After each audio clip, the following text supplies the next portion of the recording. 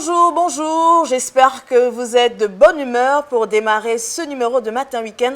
Allez, sans plus attendre, voici les titres qui vont vous donner une idée du contenu de l'émission. Alors, ce matin, nous parlerons en note introductive de l'exploitation forestière à Franceville. Et enfin, dernier sujet, nous parlerons du sujet qui a marqué l'attention des Gabonais il y a quelques semaines, celui de la propagation des messages de haine distillés sur la toile par des compatriotes. La seconde partie, bien sûr, sera ponctuée par des sujets à caractère sociaux de Gabin et de Dieudonné. Allez, et de Dieudonné Kumba. Matin Week-end, c'est parti. Allez.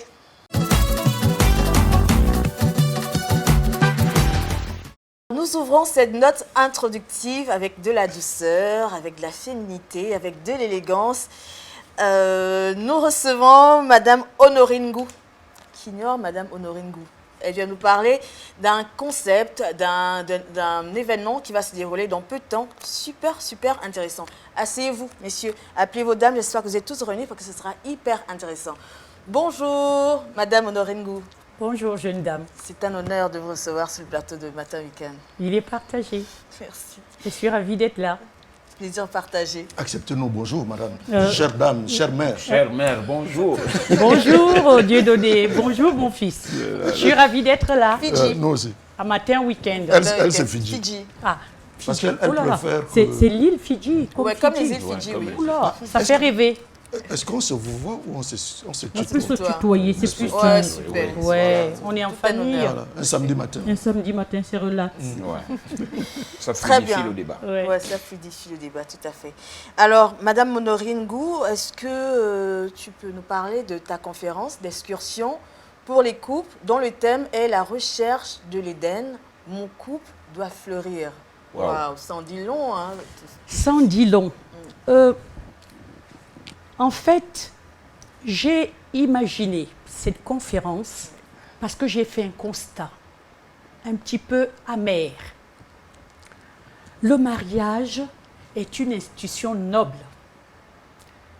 mais on constate qu'il y a une forme de fossé entre la noblesse de l'engagement pris devant Monsieur le maire et la réalité conjugale aujourd'hui. Vous pouvez voir des couples qui ont l'air équilibrés, harmonieux, mais si vous regardez, le fond de cette relation conjugale, elle est une coquille vide, elle est comme un torrent desséché, elle est comme un arbre mort. C'est de l'hypocrisie. Oui. Oui, c'est de l'hypocrisie, c'est le vernis. C'est un danger parce que, en fait, je veux attirer l'attention aussi des Gabonais en organisant cette conférence. Parce qu'aujourd'hui, on est plus préoccupé par tout ce qui est économique, par tout ce qui est développement, paraître, politique. Mais tout ce qui a rapport avec la famille n'est pas du tout considéré. Or, lorsque la famille se fragilise, lorsque la famille s'affaiblit, c'est la nation qui s'affaiblit. Parce qu'on dit qu'une nation vaut par la qualité des familles qui la composent. Et si vous allez au tribunal aujourd'hui, vous allez vous rendre compte qu'il y a un taux élevé de divorce. Et ça ne nous dure rien de bon par rapport à la stabilité non seulement de la cellule familiale, et partant à la cohésion sociale. Tout à fait. Par rapport à la cohésion sociale. Et moi, ça fait des années que je suis mariée. 51 ans de mariage. Wow. J'ai 51 ans de mariage. Et nous avons le devoir. Quelqu'un disait que nous ne sommes pas en droit de priver les autres de ce qu'ils attendent de vous. J'ai un certain âge, j'ai une certaine expérience et des années de vie conjugale. Je peux essayer de partager mon expérience avec des couples plus jeunes, même avec ceux qui, à peu près votre âge. à peu près mon âge. Oui, bien sûr. Parce que, je le répète et je le redis, les valeurs qui font la force d'un couple sont en train de se perdre. des valeurs qui font la force de la famille sont en train de se désagréger et qui consolident la famille. L'amour, la vérité, on va dire, la transparence, l'unité, la solidarité. Le pardon. Le pardon. Il n'y a plus rien. Nous sommes dans l'imposture généralisée, nous sommes dans le paraître et qui paye les pots cassés? Ce sont Nos les enfants, société, les enfants. La société, les enfants. C'est la société, ce sont les enfants. C'est pourquoi Parce que la famille, c'est la base, c'est le c'est socle. c'est le socle d'une société. Et c'est pourquoi je me suis dit, nous sommes l'été, nous avons un site fait beau.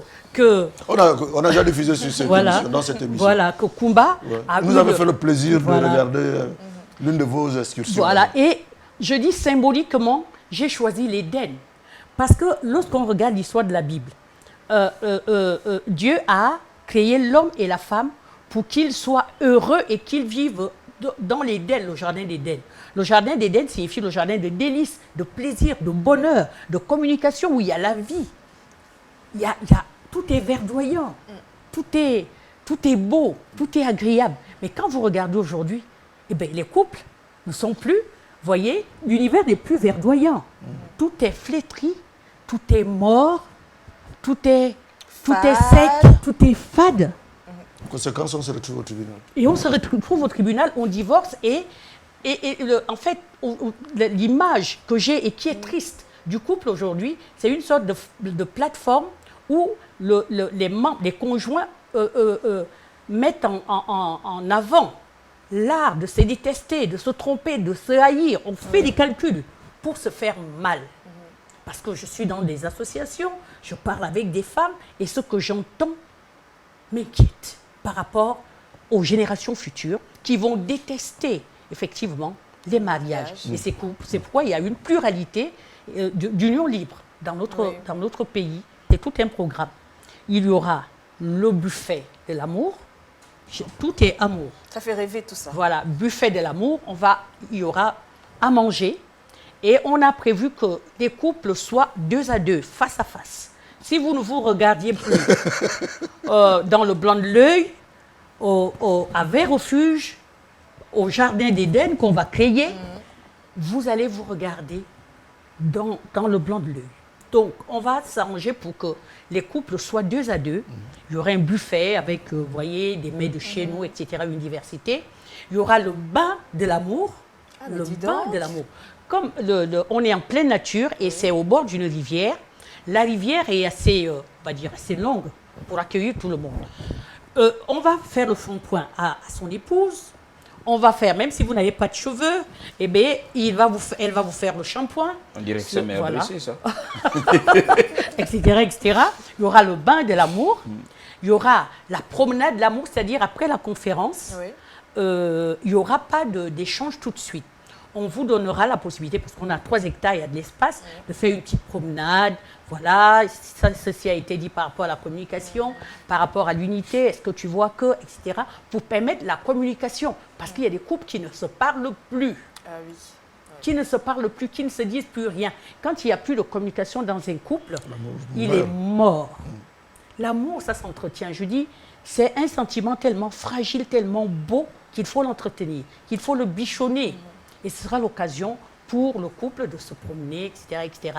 Donc, il y aura la promenade de l'amour, le buffet de l'amour, le bain de l'amour. Il y aura aussi une exposition des livres, parce que j'ai écrit un manuel, 28 clés pour entretenir son couple. Il y aura plein de choses. Mon mari sera là.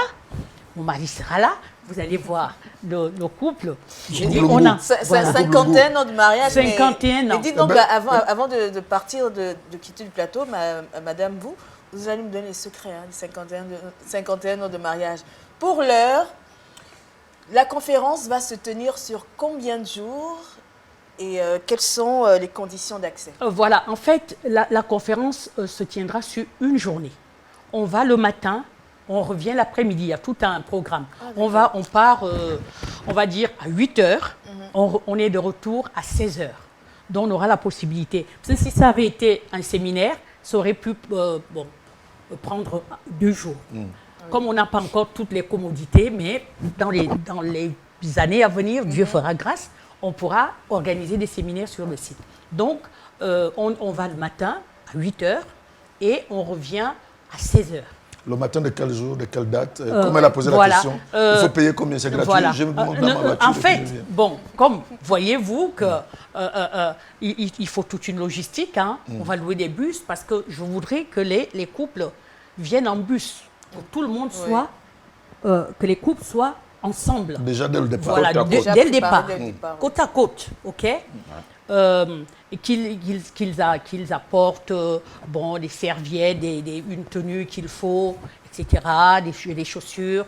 Et puis on va organiser un buffet avec tout ce qu'il faut. Donc tout cela pour une petite somme de 50 000 francs par couple.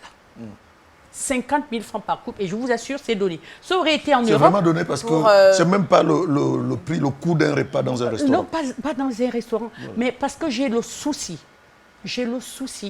de voir la famille gabonaise requinquer, restaurer. On est dans la restauration.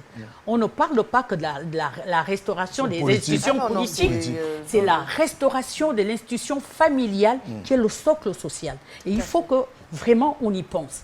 Et c'est dommage d'ailleurs qu'on ait supprimé le ministère de la Famille. Or, si le CTRI peut nous remettre le ministère de la Famille pour que certaines questions puissent être débattues. Peut-être lors du prochain remaniement. Il vous entend. Ah, il m'entend. Ah, pardon. Si ça vient de lui. Écoute l'autre. Non, parce qu'au fond, quand on est dans les quartiers, moi je suis dans pas mal d'associations, et je discute avec beaucoup de femmes. Il y a des choses qui se passent dont on n'est pas conscient et qui peuvent faire des dégâts dans notre société à long terme. Donc il faut qu'on bichonne la famille, il faut qu'on entretienne la famille, et je veux créer là, si vous voulez, une sorte de pont intergénérationnel. Moi, je suis du 3e ou du 4e âge, et j'ai mes filles ou mes petites filles qui sont mariées et qui ont besoin de savoir comment j'ai fait pour arriver à ce niveau-là. Justement, 3 clés de 51 ans de mariage, 3 clés secrètes de 51 ans. La base des bases, c'est l'amour. Quand je dis l'amour, c'est avec grand A, pas de calcul.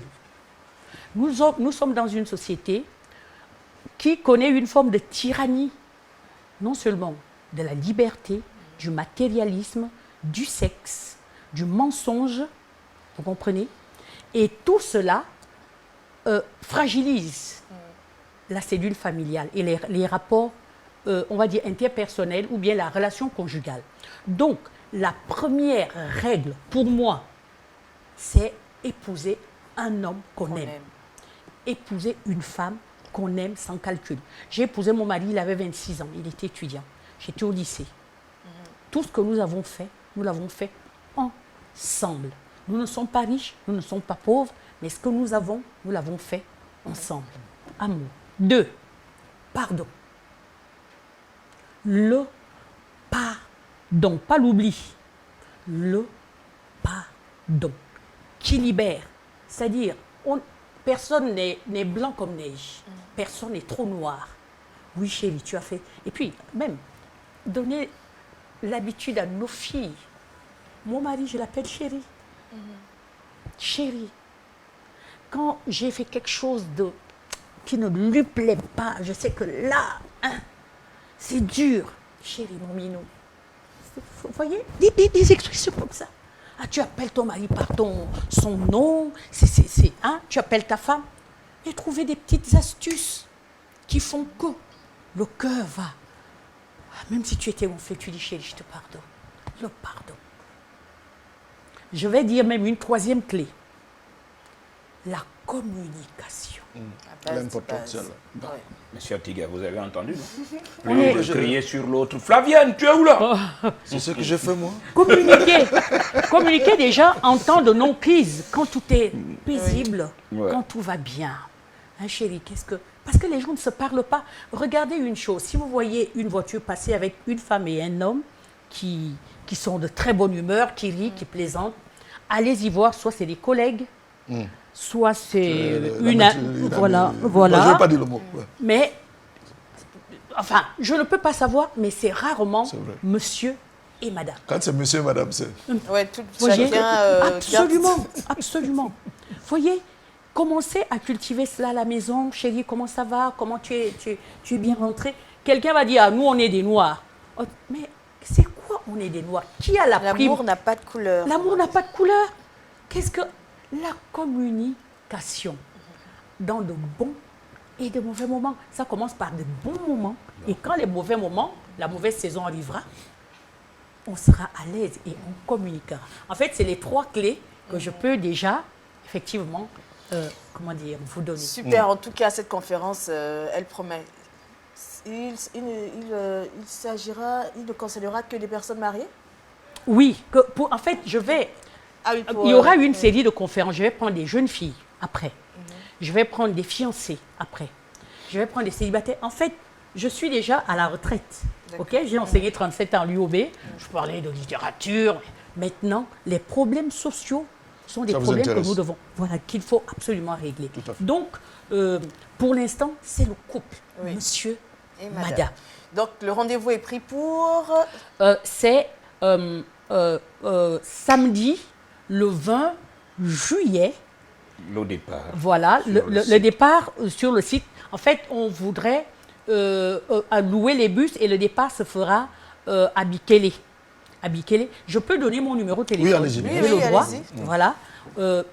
Pour tout renseignement. Hein? Toute réservation, bien toute sûr. Réservation, parce qu'en fait, la date limite de réservation est fixée au 10 juillet. Pour nous permettre de bien nous organiser, etc. On l'avait fixé au 6. Comme l'information n'était pas vraiment, vous voyez... bien divulguée. Voilà, bien divulguée. Je me suis dit, bon, je vous remercie. Ouvrir jusqu'au voilà, 10. je remercie Gabon Télévision et mes enfants de m'avoir reçu pour en parler. Donc, la réservation va se faire au 074 10 04 36 074 10 04 36. Voilà. Donc, on avait dit que la date limite d'inscription et de réservation est fixée au 6, mais maintenant, on repousse au 10 juillet. 10 juillet. Au 10 juillet 2024. Donc, date vraiment, de la conférence, le 20 juillet. Voilà, 20 juillet, conférence excursion à Vers Refuge. Tous les couples qui veulent, comment dire, restaurer, renouveler, bichonner, on va dire, qu'est-ce que je vais encore dire? Enjoliver. Enjoliver. Hein? Il n'y a que des amoureuses comme vous pour le dire. Pour sortir Non, de tout le monde est amoureux. Fleurs bleues qui Tous les couples qui veulent effectivement donner un coup de balai, donner un coup de jeunesse, une petite cure de jouvence à leur couple, peuvent s'inscrire et m'appeler à ce numéro-là, que vraiment, ils seront les bienvenus. Merci. Très bien, merci encore, Madame Honorine. C'est moi qui vous remercie. Merci. Merci beaucoup. Il y a de cela quelques semaines, des messages de haine ont été distillés sur la toile par des compatriotes. Plusieurs personnes ont réagi, notamment les autorités. À cet effet, nous allons recevoir sur le plateau M. Oluba Oyabi pour en discuter. Bonjour M. Oluba Oyabi. Bonjour Fiji. Bienvenue sur le plateau de Matin Weekend.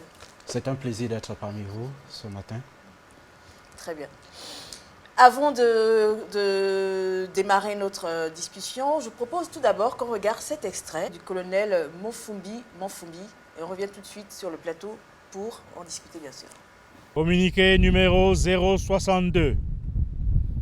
Le président de la transition, président de la République, chef de l'État, son Excellence, le général de brigade, Brice Clotaire Oligui Nguema, a parcouru ces derniers mois les différents départements et cantons de plusieurs provinces du Gabon.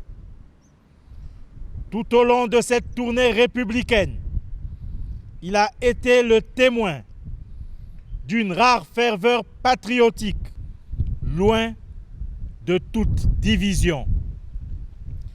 Fervent défenseur de l'unité nationale, il en a exalté les nobles valeurs partout où il est passé. C'est pourquoi il ne peut que condamner avec la plus grande fermeté un certain nombre de dérives constatées depuis quelque temps. En effet, quelques esprits séditieux et des groupuscules tapis dans l'ombre répandent dans notre pays le venin mortel du régionalisme, de l'ethnocentrisme et de la xénophobie. Ces appels à la haine touchent autant les réseaux sociaux que certains organes de presse écrite qui se permettent désormais de livrer à la vindicte populaire d'autres citoyens du seul fait de leur appartenance ethnique. De telles pratiques porteuses de haine et de division menacent la paix et l'unité de notre nation et doivent être combattues pour éviter à notre cher pays de connaître les affres des conflits fratricides qui jalonnent l'histoire des peuples.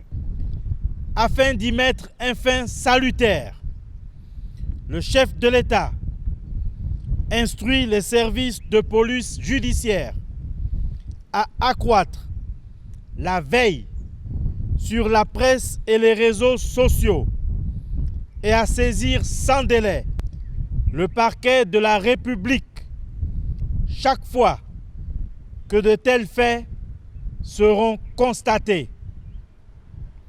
De même, les plus grandes rigueurs de la loi devront s'abattre sur les auteurs de tels actes. Nous avons tous le devoir de préserver notre vivre ensemble et de travailler à l'unité et à la prospérité de notre pays. Peuple gabonais, unis dans la concorde, c'est enfin notre essor vers la félicité, honneur et fidélité à la patrie. Je vous remercie. Alors, Monsieur Oluba Oyabi, il faut rappeler que vous êtes journaliste. Bien évidemment, je suis journaliste à la rédaction de Gabon Mail Info. Ah, très bien. Je suis formé à l'École supérieure de journalisme de Lille et à l'Université de Lille, en France. Et j'exerce comme journaliste. Et bien évidemment, le communiqué du ministre chargé de mission du président de la République nous a quand même secoué. Parce qu'il faut avouer que dans ce communiqué, il y a eu comme l'amalgame, une confusion de genre entre activistes et journalistes. Ce qui a fait que nous allions même jusqu'à écrire un article à ce propos pour exprimer un peu notre ressenti, notre mécontentement en disant que le journalisme n'a rien à voir avec l'activiste. Parce qu'un journaliste, il est formé d'abord dans une rédaction ou encore dans une école de journalisme. Même quand il est indépendant, il est régi par un fonctionnement. Par des règles. Par des règles. Oui. Notamment dans le cadre national, nous avons la Haute Autorité de la Communication et nous avons le ministère de la Communication qui réglemente le fonctionnement des organes de presse, qu'ils soient publics ou privés. Et en cas de litige ou en cas de délit de presse, ce sont les instances les mieux indiquées pour juger ces délits-là, pas d'autres instances. Et s'il faut venir au niveau de l'approche définitionnelle, un journaliste, il est formé pour collecter l'information, la traiter, la diffuser. de façon objective et en suivant un canevas bien précis. Parce qu'en journalisme, il y a ce qu'on appelle les genres journalistiques. Vous avez l'interview, par exemple, là on est en interview, en entretien. Vous avez les comptes rendus, vous avez les brèves, vous avez les commentaires. Tout ça, ça fait partie de genres journalistiques. Et vous verrez que un journaliste, il obéit à des règles bien précises. De sa rédaction. De sa rédaction. Il obéit, il suit la ligne éditoriale. Alors, est-ce à dire que la réaction, si tu me permets, Fidji, du ministre porte-parole est une menace à la fonction de journaliste? Insidieusement, si nous pouvons également utiliser l'expression que lui-même il a utilisée, insidieusement, c'est une menace à la liberté de la presse. Parce que, comme je le disais déjà, en fait, je voulais procéder par une démarche définitionnelle. Parce que, qui est l'activiste? Un activiste, c'est un défendeur d'une cause. Et il peut le faire avec son téléphone. Il peut le faire, il peut défendre sa cause derrière un ordinateur, sans respecter aucune règle, aucune norme. Il peut le faire en écrivant des tracts. Il peut le faire justement en écrivant des tracts. Et un activiste n'est régi par aucune règle. C'est quelqu'un dont le langage est parfois discourtois. Et souvent, même sans retenue. Or, un journaliste, quand il va se mettre à faire un reportage, il va faire la sélection de ses expressions. Il va prendre en compte l'éthique et la déontologie. Parce qu'un journaliste, entre une information qui fait le buzz et qui met en danger la République, le journaliste choisira d'épargner la République. Or, un activiste, pour lui, le plus important, c'est d'attirer l'attention, c'est d'avoir le plus grand nombre de likes, de commentaires, de vues. Or, un journaliste, même s'il n'a qu'une seule vue, pour lui, dès l'instant où il a déjà mené à bien sa tâche, c'est le plus important. Voilà qui est clair pour dissocier le journaliste de l'activiste. Regardons cet extrait sur la liberté de la presse il y a quelque temps. Déclaré par le président. Déclaré par le président, oui. Je suis pour la liberté de la presse. Vous devez écrire sans crainte, mais à condition que ce soit la vérité. C'est en ces mots que le président du comité pour la transition et la restauration des institutions s'est adressé aux hommes et femmes de médias. Un discours qui semble indiquer que le journaliste aura désormais la liberté d'informer, objectivement, en toute responsabilité. Vous voyez ce qui nous arrive aujourd'hui, c'est parce que la presse n'a pas tant parlé, n'a pas tant communiqué. Mais nous, les militaires, on a vu la chose venir. On n'avait pas signalé que le mot était mauvais. Et vous avez vu la grogne des autres. Je n'ai pas vu beaucoup de journalistes s'exprimer là-dessus. Il faut faire des débats télévisés. Vous pouvez compter sur nous. On va remettre les choses dans l'ordre. L'ordre et la discipline. La censure, l'autocensure, la répression et toute forme d'intimidation étaient jusqu'ici mal vécues par la corporation dans son ensemble. Les professionnels de la communication, dans le public comme au privé, n'ont pas manqué de dénoncer cette entorse qui nuit gravement au principe de la liberté de la presse. Le président a donné la liberté aux journalistes de faire leur job. De faire leur job, comme on peut dire. Justement, aujourd'hui, nous félicitons le président de la République pour les nombreux efforts qui sont déployés vis-à-vis de la presse. Effectivement, le 2 septembre dernier, il nous a reçus au Palais Rénovation et là, il nous a demandé de mener à bien notre travail. La seule chose qu'il nous a recommandé de ne pas faire, c'est celle qui consiste à ne pas raconter le Congo-ça, comme on le dit au quartier, les commérages. Il faut, dès l'instant où vous avez les preuves, vous avez les faits, à partir de ce moment, vous ne pouvez pas vous inquiéter de quoi que ce soit. Et il faut noter que, en matière de liberté de la presse, le Gabon, aujourd'hui, est classé 56e au classement de Reporters sans frontières. Et pourquoi avons-nous eu ce classement? Pourquoi sommes-nous partis de la 100e et quelques places? De la 96e. Voilà.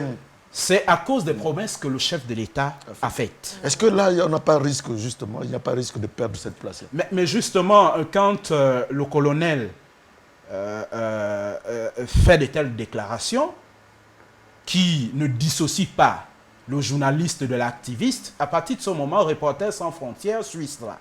Parce que Reporters sans frontières fonctionne avec les journalistes. Oui. Quand il y a une nouvelle dans un pays, ils essaient un peu d'observer qu'est-ce que la presse dira de cela. Et comment, quelle est l'approche que la presse a sur un fait bien particulier. Sur un fait bien particulier. Oui. Mais par exemple, la sortie du colonel a été décriée par toute la presse quasiment dans son entièreté. Et nous dirons que nous étions parmi les premières rédactions à écrire à ce sujet, en disant qu'il y a brouille au niveau de la frontière qui sépare les activistes aux journalistes. Nos confrères de Gabon Review ont suivi, nos confrères de Gabon Click, nos confrères de Gabon Media Time, et puis d'autres confrères se sont alliés à... On va dire à la bonne cause. Merci, monsieur Oluba Oyabi, pour votre apport. C'est bon qui vous remercie. Revenez quand vous voulez sur le plateau du Matin Week-end. Passez un excellent week-end. Ce fut un plaisir pour nous. Merci. Fiji, parce que ça nous a permis d'exprimer aux autorités de notre pays ce que nous ressentons par rapport à cela. Et la presse n'a pas pour vocation de susciter les révolutions ou bien d'aller à l'encontre des autorités. Notre rôle est celui d'accompagner les autorités. D'informer, d'éduquer. C'est d'informer, éduquer et de distraire en suivant des canevas bien précis. Il n'y a pas d'école d'activisme, il n'y a pas d'institution qui régule le fonctionnement des activistes, mais il y a des écoles de journalisme, il y a des rédactions où les journalistes sont formés, il y a des institutions républicaines qui régulent le fonctionnement de la presse, le travail des journalistes. Donc voilà un peu ce que je pouvais dire brièvement au nom de notre corporation. Très bien, voilà qui est dit. Ne bougez pas, Matin Week-end revient tout de suite avec encore d'autres sujets plus croustillants. Très bien, on parle à présent d'exploitation forestière. Oui, dans le Gouelolo. Dans le Gouelolo. Avec l'entreprise Laisse-moi regarder mes fiches. Toujours important. Oui. L'entreprise Seb, qui détruit tout dans le Gouelolo, notamment non loin de la ville de Lastrouville. C'est une entreprise gabonaise? Une entreprise de droit gabonais. On va dire de droit gabonais. Si vous vérifiez. Voilà. Donc c'est une entreprise qui a développé le premier plan de gestion complet pour la foresterie en Afrique centrale, et qui a également influencé la législation forestière nationale.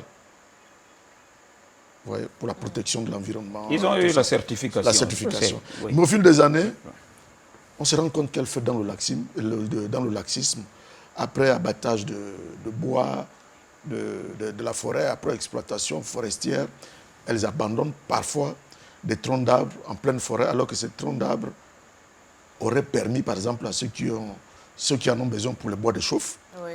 Et c'est pas ça même pour le sillage. Par exemple, ça peut servir pour le sillage. Les personnes qui vendent les couper, par exemple, ou bien, je sais pas. Par exemple, mais de façon plus professionnelle, comme il a dit, pour le sillage. Oui. Parce qu'il faut savoir qu'avec la certification, lorsqu'on vous donne, comment ça s'appelle, un permis d'exploitation, donc les spécialistes entrent dans la forêt, ils vous disent, en dénombrant, ils peuvent vous dire, par exemple, dans ce permis, il y a 20 troncs exploitables tout de suite. Il y a 40 qui peuvent être exploités dans 20 ans. Il y a 50 qui seront exploités dans, par exemple, 100 ans à l'intérieur de ce permis. D'accord. Maintenant, ils peuvent aussi vous dire que là-dedans, il y a tant de pieds d'okoumé, il y a tant de pieds de bois d'hiver, il y a tant de ceci, il y a tant de cela. C'est à ça que sert aussi la certification. Maintenant, le bois qui sort de là-bas, il est certifié, il doit porter une étiquette bien particulière. ça veut dire qu'il sort d'une forêt qui n'est pas exploitée dans le désordre. Voilà. En regardant ces images, après avoir on constate que les troncs d'arbres abandonnés bloquent l'éclosion des jeunes pousses, par exemple. Toi qui es spécialiste en la matière, c'est une destruction de la forêt. On détruit, on exploite, mais on ne sait pas reboiser. Au moment où le président de la République est en pleine conférence sur la question à Brazzaville. Oui. Parce que, comme je l'expliquais, pour avoir eu cette certification, il devrait faire une exploitation ordonnée. Ordonnée. Il ne devrait pas avoir de désordre là-dedans. Il ne devrait même pas avoir de plainte. Mais lorsqu'on regarde le désordre, il y a des troncs abandonnés, il y a des quantités de bois coupés qui sont même brûlés lorsqu'on ne peut pas les vendre. Tout ça, ça fait un désordre terrible. Et ce n'est pas sérieux pour une société aussi sérieuse qui a une certification. Qui a eu la certification. Mieux, ce n'est pas une bonne image pour le pays. Ouais. Voilà. Parce que ça veut dire, c'est comme si on te donne, tu es détenteur d'un permis de conduire, et c'est toi qui au quotidien tamponne, écrase, je ne sais pas moi, écorche les véhicules des autres. C'est un peu l'impression que ça donne. Cette situation ne participe nullement à la gestion de la forêt selon les principes durables, comme bien sûr semble dire Dieudonné. Qu'est-ce qu'il y a lieu de faire? Il faut que le ministère des Eaux et Forêts tape du poing sur la table. Il y a aussi la possibilité de leur retirer la certification. Voilà. Il y a cette possibilité-là, on vous retire la certification et on vous colle une amende pour vous conformer. Très bien, on a terminé pour cette première partie, ça y est, il n'y a plus de sujet introductif, c'est bon. Super, ok. Allez, c'est parti pour la seconde partie de Matin Week-end. On parle aussi de forêt dans la deuxième partie. Allez, à tout de suite. Merci d'être resté fidèlement avec nous pour cette deuxième étape de Matin Week-end. Comme je vous le disais, nous restons dans la forêt équatoriale pour s'intéresser à ce jeune homme gabonais, Monsieur Makouya Jean Stévi, qui se fait dans l'abattage contrôlé. C'est quoi un abattage contrôlé? Bon, il faut savoir que Fidji, un arbre, il est debout. On fait d'abord attention à l'environnement autour de l'arbre. Oui. Et il faut chercher à orienter l'arbre pour qu'il fasse moins de casse. Donc, on va regarder l'arbre. S'il est droit, on va donc chercher à faire une entaille de telle sorte que l'arbre penche du côté où il fera moins de dégâts. Et si l'arbre est déjà penché, on essaie de voir si vers le côté vers lequel il est penché, si c'est par là-bas qu'il va faire beaucoup de dégâts, on essaie de faire un effort pour dévier sa trajectoire. D'accord. C'est ce qu'on appelle abattage contrôlé. On devrait appeler abattage contrôlé. Parce que... Oui. Non, j'ai aimé l'explication. N'est-ce pas? Oui. Voilà. C'est monsieur environnement quand même. Oui, on n'abat pas, on ne coupe pas un arbre pour qu'il tombe n'importe comment. Parce qu'il peut écraser là une espèce... en voie de disparition, par exemple. Ou qui est en train de pousser. Qui va être exploité dans l'avenir. Donc il faut éviter de faire beaucoup de dégâts. Il faut faire tomber l'arbre là où il fera moins de dégâts. Très bien. Alors Yabin, c'est ton sujet? Oui, c'est mon sujet. C'est un jeune compatriote qui avait décroché l'école très tôt. Il a eu cette chance d'avoir rencontré quelqu'un, un Européen, qui l'a amené dans ce milieu d'abattage contrôlé, et qu'il a d'ailleurs amené en France pour poursuivre des études sur le métier. Wow, il en est sorti diplômé.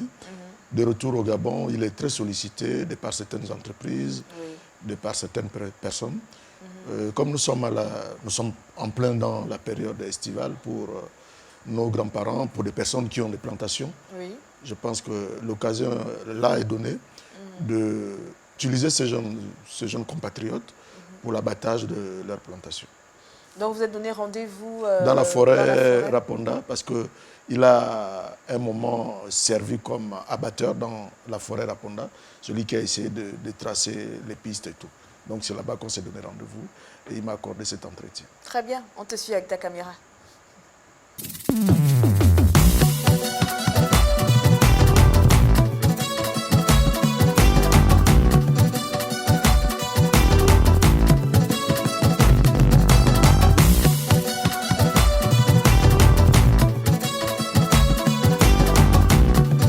Vous parlez de pays d'Afrique. Par le Gabon, dans quel pays avez-vous travaillé aussi?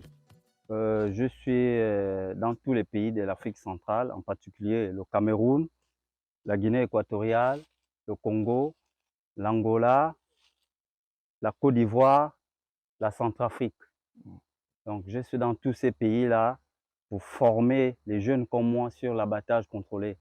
Et je les réalise 2 fois par an. Les entreprises sont satisfaites du travail qui sont faits. Déjà, ils ont moins de morts. Et ça a réduit beaucoup de morts en abattage, plus que toutes les pratiques sont respectées sur le terrain. Et la qualité du produit aussi. Parce que quand l'abattage est de mauvaise qualité, ça impacte sur le bois abattu. Donc, au niveau de la transformation à l'usine, il y a des impacts, des arraches. Et l'abattage qui est... pour la régénération de la forêt. Bien sûr, les tiges d'avenir, comme les tiges d'avenir aussi. C'est quoi les tiges d'avenir? Bon, les tiges d'avenir, c'est des petites plantes qui poussent, donc des petits okoumés qui poussent, qui ressortent. On les localise avant l'abattage. Avant l'abattage, il faut localiser la zone, voir les tiges d'avenir. Et s'il y a des tiges d'avenir, il y a la possibilité de mettre les charnières en V pour éviter des gaspilles. Vous connaissez toutes les techniques. Hein? C'est un métier d'avenir, on va dire. Oui, c'est un métier d'avenir. Et je demande aussi aux jeunes Gabonais qui peuvent se recycler à d'autres métiers, puisque là, il y a des champs qu'il faut ouvrir, les plantations. Il faut les faire, mais il faut un abattage professionnel. Voilà. Donc, moi, j'ai ma maman qui est au village, mon papa qui est au village, fatigué. On peut t'appeler? Oui. Je suis à toutes les couches. Je suis à toutes les couches. D'une plantation? Oui, je suis à toutes les couches. Que ce soit l'abattage des plantations ou les voies principales pour faire les ensoleillements sur les routes. Comme ici, comme vous l'avez fait ici? Oui, comme je l'ai fait ici à l'ANPN, ici en 2021, ici à l'ANPN, j'ai réalisé des grands travaux ici. J'ai réalisé des très grands travaux ici à l'ANPN. Rappelons aux téléspectateurs qu'ici, on n'abat pas. Oui, ici, c'est une zone où on n'abat pas. Moi, pour réaliser les travaux ici, j'ai eu une autorisation de l'ANPN. Mais c'était d'ailleurs à leur demande. Oui, c'était à leur demande, des travaux qu'il fallait réaliser. Et des travaux qui se sont bien réalisés. Il y a des responsables de l'ANPN qui est là, qui pourra dire mieux par rapport aux travaux qui ont été faits ici. Donc, si jamais on vous rappelle, vous viendrez alors? Je suis toujours disponible. Toujours disponible. Une petite question. Lors du premier abattage... Oui. Ça paye? Oui, ça paye. Je demande aux jeunes de s'intéresser à ce métier. C'est un métier qui paye. C'est vraiment un métier d'avenir. Madame Bion. Oui. Merci de nous avoir donné l'autorisation de réaliser la première partie de cette interview ici, dans ce site de l'Arboretum Raponda. Est-ce que vous confirmez que les travaux que ces compatriotes ont réalisés ici ont été faits dans les règles de l'art? Monsieur Makouya, avec son entreprise Marianne Forest, justement, a été retenu par l'Agence nationale des parcs nationaux. Il y a un appel candidature? Oui, appel candidature. Dans le cadre de l'aménagement d'un circuit écotouristique de 1,6 km. Et c'était dans un milieu vraiment où il y avait beaucoup d'arbres. Et le travail était fait de manière professionnelle. Vous-même, vous ne pouvez pas le réaliser, ce travail? Non, on ne pouvait pas. Et je peux me permettre de dire qu'on ne pouvait même pas trouver quelqu'un qui pouvait le faire aussi bien que lui. Parce que vous pouvez passer sur le parcours qu'il a réalisé. Vous ne soupçonnerez même pas qu'il y avait, par exemple, des racines, un gros arbre par ici, par là. Et donc, je peux confirmer que c'est quelqu'un qui travaille très bien. Mais souvent, je vous ai vu vous-même, puisque j'avais l'habitude, il y a quelque temps, de marcher ici. J'ai vu certains de vos collègues essayer de laguer, essayer d'ouvrir. Si on compare, ça veut dire que vous, ce n'est pas votre boulot, ce n'est pas votre job. Nous avons souvent des chablis, des chutes d'arbres, morts naturelles d'arbres. Et quand nous avons ces chablis, nous faisons appel à la main-d'œuvre locale, des gars qui savent travailler avec des machines et qui viennent dégager ces chablis. Mais ce n'est pas un travail comparable au travail qu'avait réalisé M. Makouya. Madame Bion. Et oui, allez-y. Et ce que je veux dire, c'est que si M. Makuya a battu les arbres à l'Arboretum Raponda Walker, ce n'était que sous la demande de l'Agence nationale des parcs nationaux pour des besoins d'aménagement. Dans un cadre bien précis. Dans un cadre bien précis. Ici, on n'abat pas les arbres. Non, pas du tout. On ne vient pas faire les plantations ici. Pas du tout. Toute activité humaine sans autorisation est proscrite à l'Arboretum Raponda Walker. Ici, on ne rentre pas avec des machettes, on ne rentre pas avec des haches, on ne rentre pas. On ne rentre pas avec des machettes, pas des haches, pas de fusils. Voilà, toutes sortes d'armes est interdite dans cet espace, surtout sans autorisation. Moi, je suis de là-bas. Vous savez, nous, on aime bien les feuilles. Oui. Vous voyez ce que je veux dire? Oui. Il y en a ici certainement.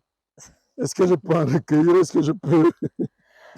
Non, ici, malheureusement, on ne peut pas cueillir parce que c'est un laboratoire. Et en tant que tel, nous donnons aux gens la possibilité de découvrir certaines essences qui peuvent leur être utiles pour leur bien-être. Cela dit, après cette découverte, les gens peuvent se rendre au marché pour s'en en procurer. Mais ici, c'est vraiment interdit de recueillir, de collecter tout type d'éléments, voilà, en rapport avec les arbres, que ce soit les racines, les écorces, des feuilles. Vraiment, tout est interdit. Madame Bion, oui. Merci pour votre témoignage. C'est moi qui vous remercie. À très bientôt. Au revoir. Comme dit l'adage, il n'y a pas de saut métier, il n'y a que des sautes gens. Oui. C'est un métier qu'on pourrait vulgariser à l'avenir. Tout d'abord, Fidji, lorsque vous entrez dans un ancien chantier forestier, il y a des choses qui vous frappent. C'est tout le désordre qu'on laisse derrière après l'exploitation. On venait d'en parler. Je pense que les propriétaires des entreprises gagneraient à faire venir ce type de personnes dans leur chantier, enfin d'enseigner comment on fait des coupes dans la forêt. Ça éviterait qu'il y ait le désordre, comme on le voit dans les chantiers forestiers. D'ailleurs, au moment où nous émettons, il est au Cameroun parce qu'il a été invité là-bas justement. Il est devenu un enseignant. Et il gagne bien sa vie. Il gagne bien sa vie. Mais bon, pas besoin de le dire. J'ai quand même visité son chez lui après ce reportage. Je pense qu'il n'y a pas que le bureau, comme on le dit communément chez nous. Chacun de nous gagne sa vie à la sueur de son front. Et ce jeune compatriote m'a démontré que c'était un métier d'avenir. Surtout qu'on parle de préservation de la forêt chez nous. C'est quelqu'un sur qui on peut compter pour préserver une partie de notre forêt. Parce que lui, comme disait Dieudonné, sait comment faire une coupe. Oui. Une coupe ordonnée. Une coupe ordonnée, comme on dit. Très bien, super. Des initiatives des compatriotes à encourager. Oui, et à suivre de très près. Jean Stévi Makuya, je pense que tu es une personne bénie. Qui forme d'autres Gabonais. Essaie de former d'autres Gabonais si tu peux. Ça nous je sais que certaines entreprises ici te sollicitent. Vas-y, suscite des vocations pour qu'enfin il y ait d'autres Makuya, Jean Stévi comme toi. C'est le mot, susciter des vocations. Voilà. Très bien. Allez, Dieudonné. Oui, on parle de famille. Oui, là on va parler de famille. Nous avons visité une jeune compatriote, mademoiselle Lorna, qui vient d'avoir des triplés. Wow. De 3 belles filles. Malheureusement, elle ne s'en sort pas parce qu'elle n'a pas d'emploi et son homme n'a qu'une petite activité qui ne lui rapporte pas grand-chose. Nous avons fait une descente chez elle pour voir comment elle vit. Elle parle, elle demande à tous les Gabonais de l'aide. Elle a particulièrement parlé à Maman Zita. Vous entendrez, les affaires sociales sont descendues chez elle. Malheureusement, ils ne lui ont apporté que 50 000 francs. Il n'y a pas eu de suite. Gabin, j'ai souvenance que du vivant du président Bongo, ce genre de choses trouvait solution très vite. Mais bon. Je sens que Gabin aura beaucoup à dire au retour de ton reportage. Il faut qu'on le regarde. Allez, on te suit avec ta caméra. C'est parti. Je suis mademoiselle Pombo d'Alcinan Lorna, une jeune Gabonaise qui a eu à faire les triplés au CHU d'Ovendo. Je suis allée aux affaires sociales, aller faire la déclaration des triplés. on m'avait donné un bon de 50 000. Et depuis jusqu'alors, quand on nous a donné le bon, on nous a demandé de refaire la procédure. La procédure consistait aux achats des enfants, au papier, pour l'alimentation des enfants. On a refait la procédure, on allait déposer pour l'alimentation des enfants. Ils nous ont demandé de patienter, qu'eux-mêmes ils devaient nous appeler. On a patienté pendant 1 mois, 2 mois, jusqu'à 3 mois. Après le 3e mois, on est retourné.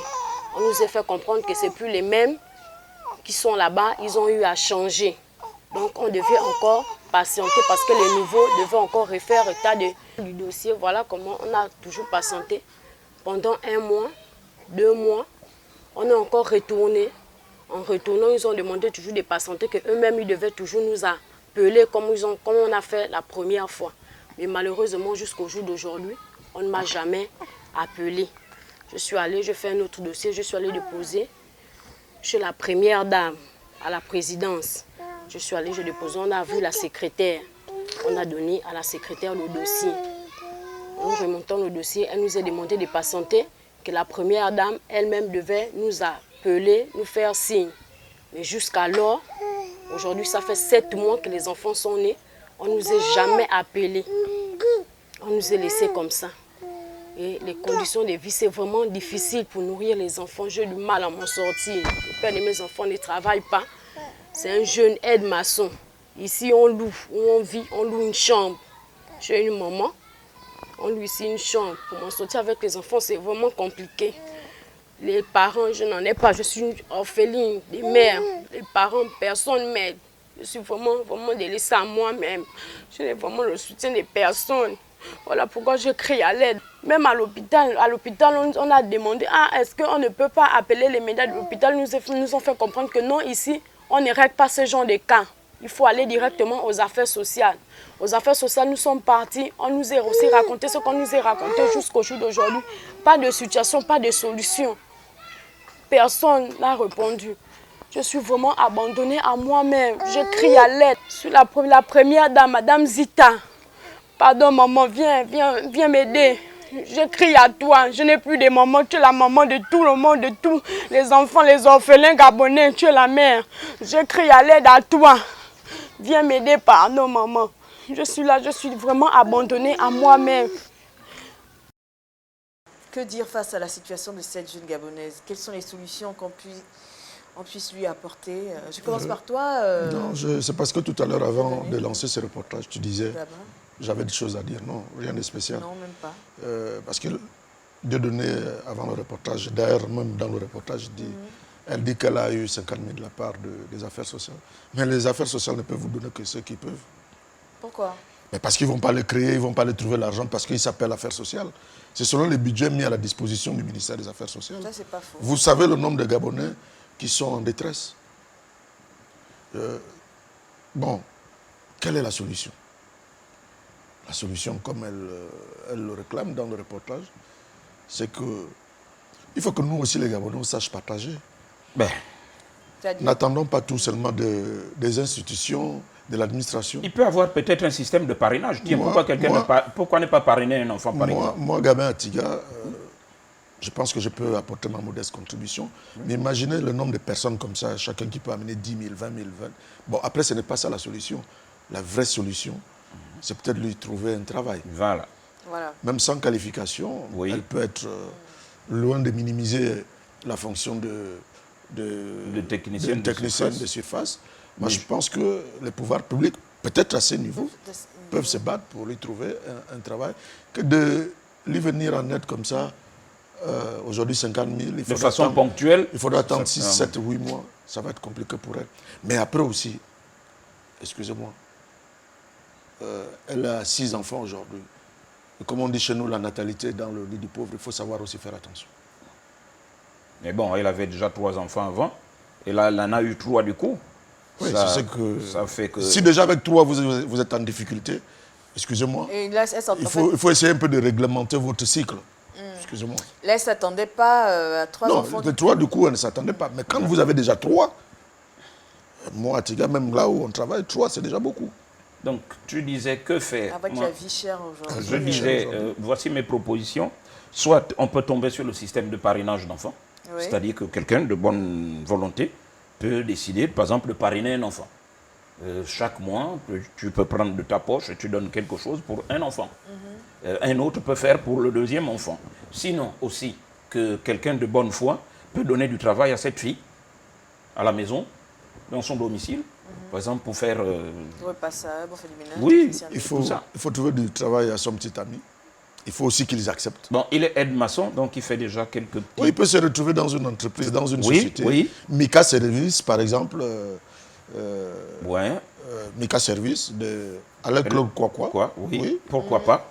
Peut l'embaucher, puisqu'en ce moment, il a beaucoup de chantiers. Peut l'embaucher pour que lui, derrière, essaie de subvenir aux besoins des enfants. Monsieur Kwakwa, vous êtes interpellé.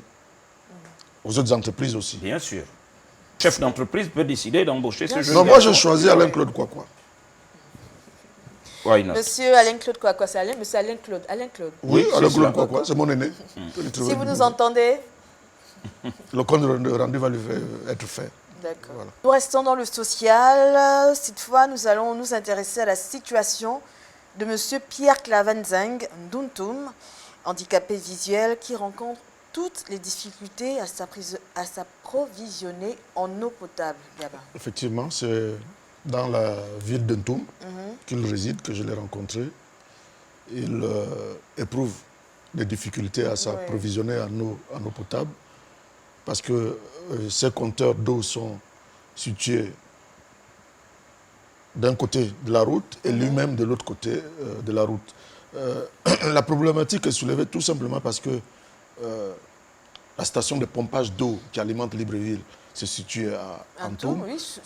C'est inexplicable que certaines populations de la ville d'Ntoum, surtout pour son cas qui est déficient visuel, n'arrivent pas à s'approvisionner en eau. Et donc je suis allé à Ntoum. Il a présenté sa situation. On l'écoute.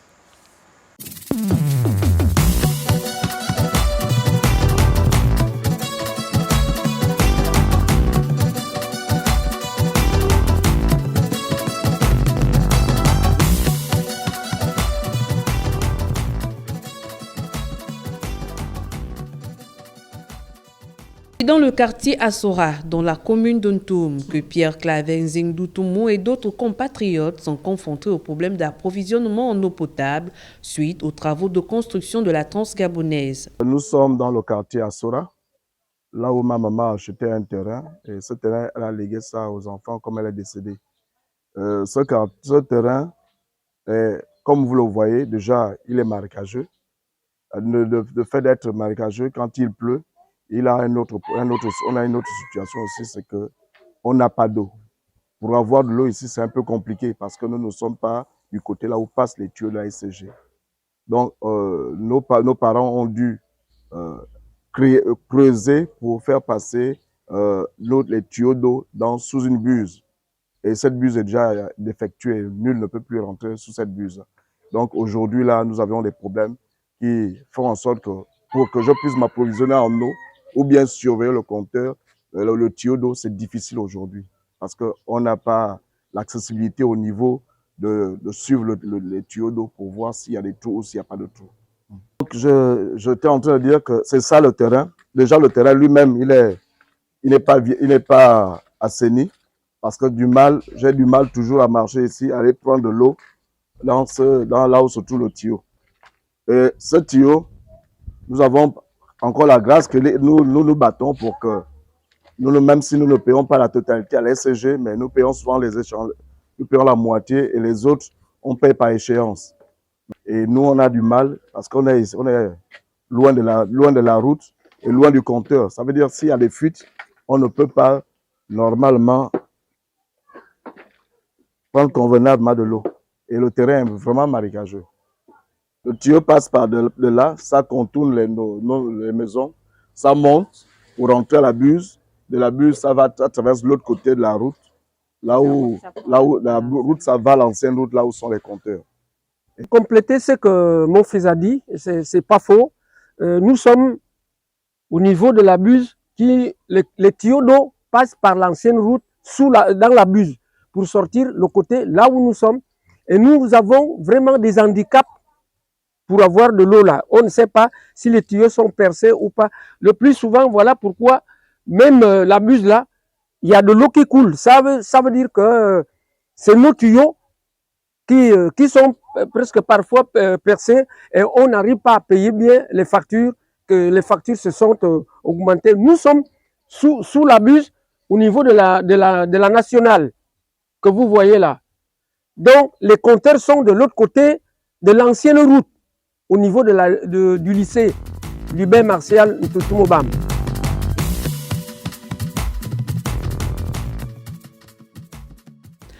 En plus de son handicap visuel, Pierre Claver Nzeng Doutoum doit chaque jour braver le danger de la route pour surveiller les branchements et le fonctionnement de son compteur d'eau. Encore.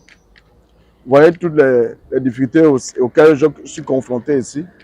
Déjà, il faut traverser la route avec tous les camions qui passent, qui ne s'arrêtent pas, qui roulent ici mal, pour aller voir le compteur d'eau de l'autre côté là-bas, le côté de l'ancienne route. Allons.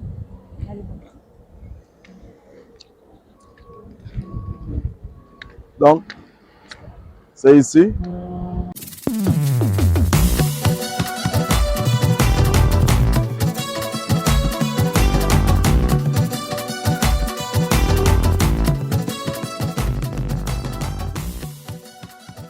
L'entrée de l'autre bus était quelque part ici, mais avec les travaux, avec la briqueterie qui était ici et les travaux, tout est fermé, on ne peut plus. L'entrée de la bus était ici. Pour aller l'autre côté, et on rentrait là-bas, on voulait sortir ici, on rentrait ici pour aller sortir de l'autre côté là-bas.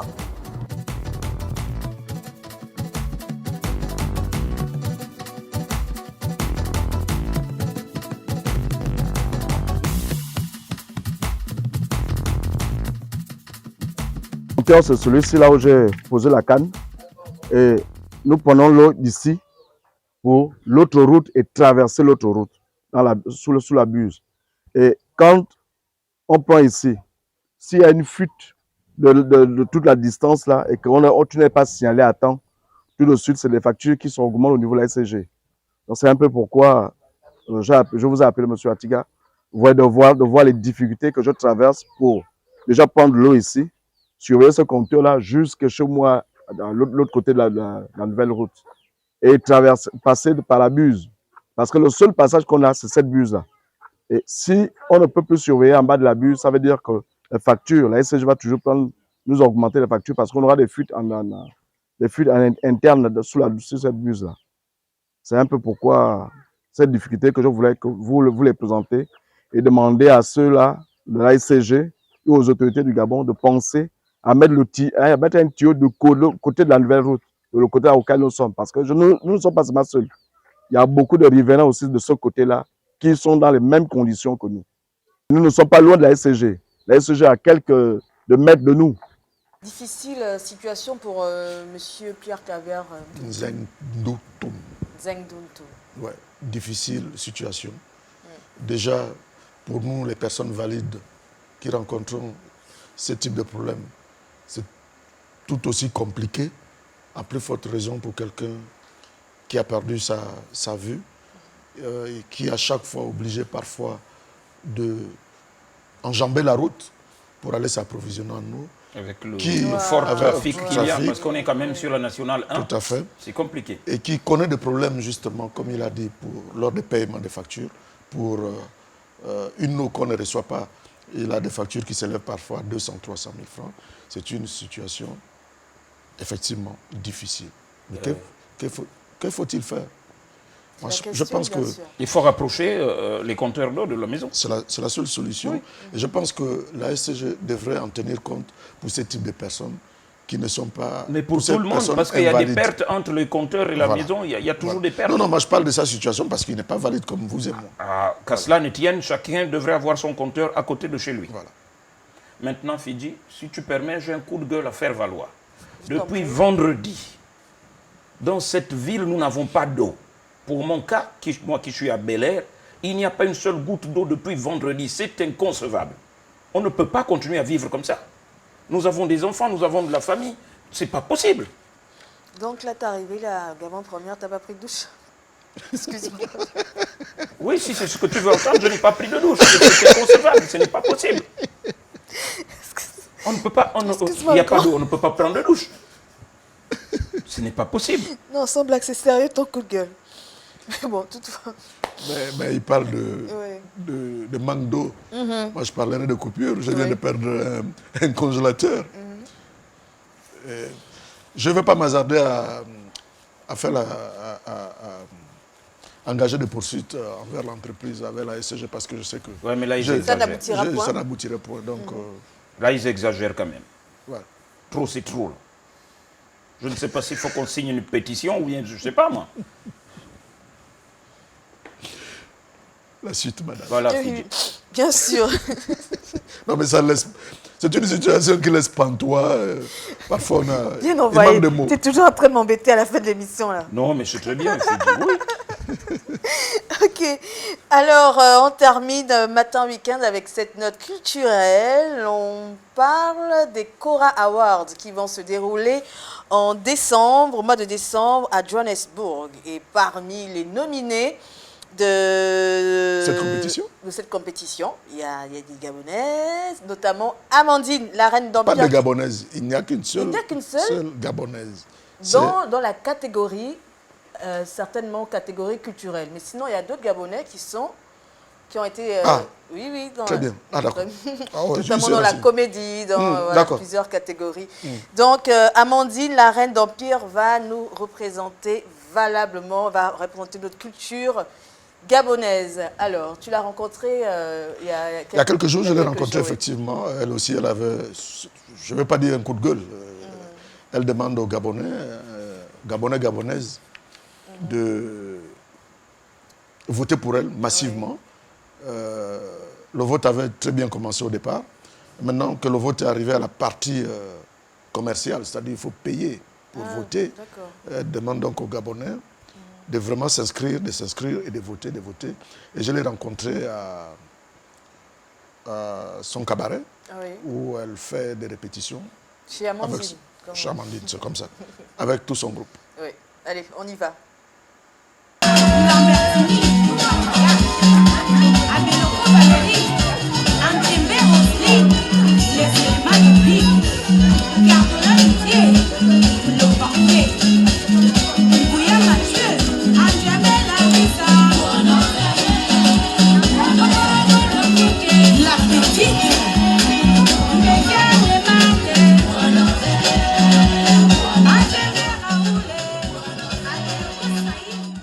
Après 30 ans de carrière musicale, l'artiste Amandine est finaliste au Cora Music Award. La reine d'Empire nous relate son parcours et nous reçoit dans son lounge situé au Charbonnage, un endroit convivial détendu pour une sortie entre amis, lieu où elle effectue des séances de répétition avec son groupe. 30 ans de carrière aujourd'hui n'a pas été chose facile. J'ai commencé en 93. C'est vrai que j'ai chanté bien avant dans mon village, à Boumi, qui est situé dans le département Baïbrekolo. Un jour, M. Nkeya Félix rentrait de ses études de Paris. Alors, il repère une perle rare au milieu de tant d'autres.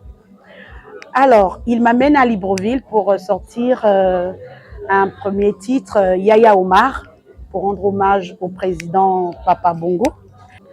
Après, Mathias Soutunga a pris le relais. C'est vrai que le don y est, mais sans les moyens, je ne pense pas que je devrais être là aujourd'hui. Vous avez des personnes de bonne foi, comme Félix Nkeya, Mathias Soutunga, comme Henri-Claude Oyima et sa femme, son épouse. Vous avez des personnes comme Assari Platini. Vous avez des personnes comme Ismaël. Vous avez des personnes comme, comment je peux dire, Monsieur Herman Kamonomono. Vous avez David Ngoulakia. Vous avez Marina Massima, ma grande sœur qui me soutient beaucoup. Vous avez mon petit frère comme Branly Odunga. Ronstan Lepondo. À l'époque, notre nouveau président, donc Yabrice, il était général. Je suis arrivée chez lui presque en larmes pour lui dire que j'avais besoin d'ouvrir un studio d'enregistrement. Et il m'a dit, voilà, je te donne ma participation. Et c'est grâce à lui qu'il y a eu ce studio, grâce à Maman Borancho, grâce à Henri Clodoyima, qui m'a donné aussi sa contribution pour l'ouverture de mon studio. C'est vrai que ce n'est pas encore totalement fini, mais ils ont participé pour ces débuts. Alors, c'est pour vous dire que 30 ans de carrière, il a fallu toutes ces bonnes personnes autour de moi pour faire avancer ce talent, ce don que Dieu m'a accordé. Et aujourd'hui, je suis finaliste au Cora Award. Et nous avons passé pratiquement quelques mois des votes gratuits. Aujourd'hui, les votes sont payants. Arrivé à ce stade de la compétition, plus que 2 dans la course, la Panthère nationale en appelle au soutien des autorités gabonaises et l'ensemble des Gabonais d'ici et d'ailleurs. J'interpelle ici notre gouvernement à m'apporter leur modeste contribution financière et j'interpelle aussi tous les Gabonais, mes fans de l'Afrique et du monde entier, parce qu'Amandine n'est pas seulement écoutée au Gabon, mais dans d'autres continents. Alors, j'ai vraiment besoin de votre soutien, de votre aide. Face à moi, il y a d'autres artistes dont leurs pays sont soutenus. Et là, aujourd'hui, je reviens à la maison pour vous interpeller que là, c'est chaud pour moi. J'ai vraiment besoin de vous parce que je me dis, le Gabon, mon pays, est une merveille. C'est vraiment un très, très, très beau pays. Et ce Cora ne doit pas aller ailleurs. Ça doit revenir dans notre pays, dans nos 9 provinces pour valoriser le vert, jaune, bleu. Alors, j'ai besoin de vous. Juste besoin de vous. Parce que je ne veux pas aller en Afrique du Sud et revenir sans ce trophée. Je suis Sheila Kimbongila, le maréchal d'ambiance, l'artiste et l'animateur principal des Tam Tam d'Afrique. Donc, juste pour vous informer, la reine d'Empire, Amandine, l'artiste gabonaise, juste pour Cora 2024, votez. La musique, c'est sa frontière. Bombo na Cameroun et bombo, bombo na Côte d'Ivoire et bombo, bombo na Tanzanie bombo, bombo na Kenya bombo, bombo na Gabo, bombo yeyi, bombo de toutes les générations. Brrr, brrr yakoto, bombo na génération ya amina na bire, brrr ya. Je vous invite à voter pour notre reine d'Empire, la seule et unique. Vous savez qu'elle représente valablement le Gabon, le vert, jaune, bleu, alors que vous soyez jeune, adulte du Gabon et partout ailleurs. Votez pour elle au Cora 2024. Big up. Je vous invite tous à voter pour la reine Amandine, finaliste au Cora Awards 2024. Que vous soyez du nord, du sud, de l'est à l'ouest, venez massivement soutenir la reine Amandine. Le lien est affiché en bas de l'écran. En plus de cela, il y a un numéro qui est également affiché, le 077 61 81 79. Venez massivement voter pour la reine. Faites comme moi, je vote pour Amandine au Cora 2024. Allez-y sur la plateforme, votez pour Amandine pour qu'elle nous ramène un trophée, le Cora, au pays. Votez massivement, que vous soyez du nord, du sud, de l'est, de l'ouest, de l'ouest, de l'est. Votez massivement. Il s'agit de Gabon. Il s'agit du Gabon. D'abord. Vous qui vivez sur le sol gabonais, vous qui êtes apparentés gabonais aujourd'hui, vous qui êtes des Gabonais, le sol. Tous les Gabonais votez pour cette compatriote qui, depuis quelque temps, il faut le reconnaître, fait honneur à la chanson traditionnelle gabonaise. Elle reste au top, hein. Des hits voilà. sur hits sur hits. 30 ans de carrière musicale après, je pense que ce sera la consécration. Il faut que nous, les Gabonais, nous l'accompagnions au firmament de cette consécration. Donc, votons massivement. Même si on demande un petit quelque chose, faisons-le, faisons-le. Au lieu de pirater ces titres sur les YouTube, sur les Google et tout ça. Votons pour cette compatriote pour qu'enfin, elle puisse nous ramener ce trophée. Et ce sera tout à l'honneur du Gabon. Merci. Matin Week-end, c'est terminé pour aujourd'hui. Merci Dieudonné, merci Gabin. J'ai passé un bon moment, un excellent moment de qualité avec vous, comme tous les samedis. J'espère que vous aussi, chers téléspectateurs. On se retrouve La semaine prochaine, même heure, même chaîne. Avec d'autres couleurs. Avec d'autres couleurs, oui. Cet homme qui a été longtemps en forêt aujourd'hui, il nous a parlé de forêt. Tu ne fais pas le lien? Je peux te donner ça. Tiens, je peux te donner ça. Tu sais quoi? Tu sais quoi? En fait, dès qu'il met sa jambe sur le côté là comme ça, je connais déjà la position. Mais là aujourd'hui c'était la forêt. Ouais, c'était la forêt, mais franchement. Je sais m'adapter. Ouais. Très bien, très bien. Les coupes ordonnées, il faut être en vert. Voilà, j'ai mis les verts. Oui, très bien. Merci, monsieur. Ça, ce ne sont pas des bas, ce sont des chaussettes vertes. Les bas, c'est pas pour jouer au foot. Ah, mais c'est toi souvent qui les appelles bas. Ah, ben écoute, parce que ça dans tout l'air. Hein. En tout cas, c'est très joli avec le vert sur ton haut col Mao. Africain du Sud. Ah, ok. Ah, South Africa. C'est bon que tu reviens de Sud-Af. Ça s'est bien passé ton séjour? Tu nous as ramené, comme d'habitude, des reportages? Vous le serez la semaine prochaine. On sera la semaine prochaine. Très bien. Allez, passez un excellent week-end. Bye bye. Ciao.